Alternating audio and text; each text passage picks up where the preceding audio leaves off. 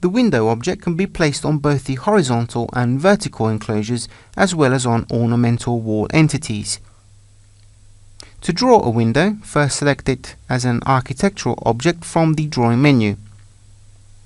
A simple click on the building envelope sets its initial position. We can then move it to determine the correct position, in fact moving along the axis, noticing how the various distances and measurements are updated dynamically. As we quickly position the window object, we can also set the opening verse with the F7 function key.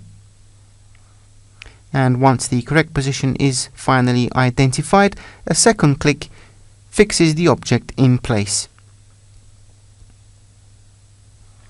Completed the insert process, the command is still active, so we can continue to insert other windows in the very same way.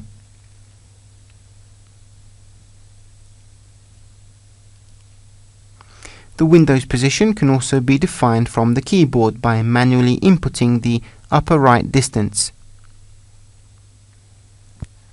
But even after insertion, we can still select the measurement to edit and enter a new value.